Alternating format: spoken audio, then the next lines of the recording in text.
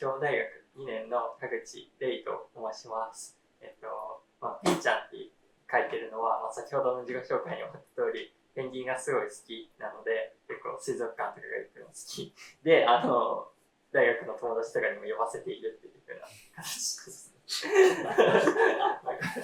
今回、紹介させていただくのは、そのペンギンとは全く関係のない三丁目の夕日っていうもの。映画自体は皆さんそのオールウェイズ三丁目の夕日だったりとかで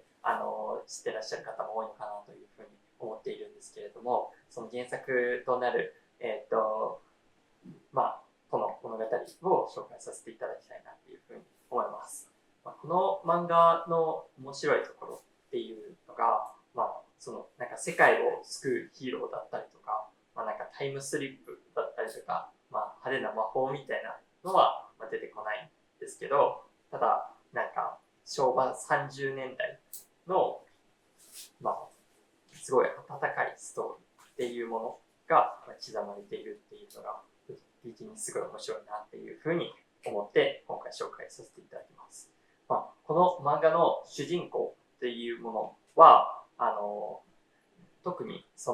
いなくて短編集なので毎回主人公が変わっていくんですけれども、個人的にはその三丁目っていうその町自体が主人公なのかなっていうふうに思っていまして、毎回物語の終わりには夕日だったりとかそういう天気の描写だったりが書かれているんですけれども、それがその町の人たちを支えたりとか、なんか時にはなんかちょっと暗いイメージを出させてリとかするっていう風に、毎回最後の描写がどういう風な結末になるんだろうなっていうところが、その天気とともに分かるのが面白いところでもあります。一つその話を紹介させていただくと、新一っていう風な主人公が、戦後のその元軍人で家に帰ってきたっていう風な主人公がいるんですけれども、家に帰ってきたらその空襲によって家だったりがもう崩壊してしまって、でそこからどういう風に再建していくのかっていう風なところで、中野っていう風な人物と会って仕立て屋を再建するっていう風なエピソードがあります。ただなんかそこで面白いなと思うのが、僕がなんでこの話が好きなのかっていうか、この漫画が好きなのかっていうと、完全ななんかそのハッピーエンドだったりとかで終わらないっていう風なところなのかなと思っていまして、実はさっきのお話の中で出てきた例えば中野っていう風な人物はずっと奥さんを探していて、多分戦争で亡くなってしまったんじゃないかっていう風な喪失感が実はあって、仕立て屋を再建できたのはいいけれども、その奥さんはその失ったままでずっとただなんかそこは心残りなんだよねっていう風なところがあったりとかして、これっていうその話が、いわゆる僕はそのなんか30% の幸せっていう風な言葉で表せるのかなっていう風に思ってるんですけど、ただなんか100% のハッピーな幸せじゃなくて、そのちょっぴりした幸せっていうのが結構僕は今の時代とかでも重要なのかなと思っていまして、なんか例えばその SNS とかで一喜一憂したりとか、どっか心がすり減ったりとかしている人にとって、そういう風ななんかちょっとした幸せっていうのが、あると、なんか本当の幸せっていうものが、どんどんなんか蓄積されていって、心がもっと豊かになるんじゃないかなというふうに思って、僕はこのお話を読んで、見ることをぜひお勧めしたいというふうに思っているというところであります。まだ準備は余っているんですけれど、こちらで終わらせていただきたいなと。これルール上はね、あと10秒騒がなきゃいけない。騒がないといけないんですか？映画の方も僕本当にぜひ面白いのが もちろん多分視聴された方多いかなと思いますけど、はい、よろしくお願いします。クリア。ありがとうございます。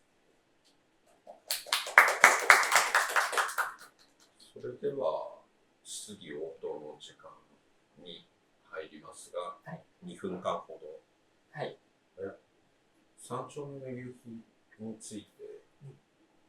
質問ございますか？じゃあ、はい。はい。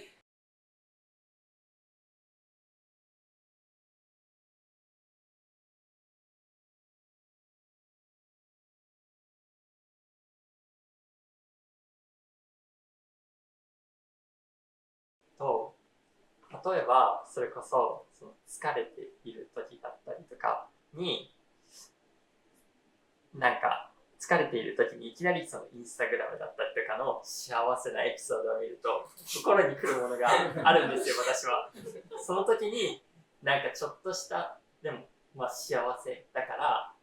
まだ受け入れられて心が豊かになるっていう風なことができるんじゃないかなっていう風に思ってるので、ぜひなんかそうですね、仕事で疲れた時とかなんか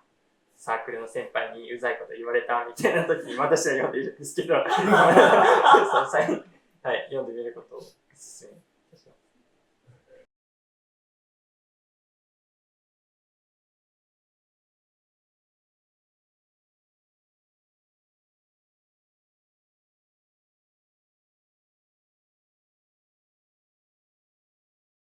なんかすごい人間臭いなっていうふうに思っていて、それこそなんか家が違ってもなんか特定の場所でなんか集まったりとかして交流したりする機会が多かったのかなっていうふうに思っていて、僕も平成はZ 世代みたいなところなんですけど、子供の時はそれこそ結構子供会みたいなところがあって、で地域の人たちと関わる場面が多かったんですけど、今だとなんかその自分から積極的にそういう風な場に行かなければそういう交流も少なくなってきてるのかなっていうふうに思ってて、交流が少ないからこそだからそういう風な人間的ななんかエピソードみたいなのもあんまり生まれないのかなというふうに。ありがとうございます。はい。2分経ちました。はい。質疑応答ありがとうございました。さあ、それでは。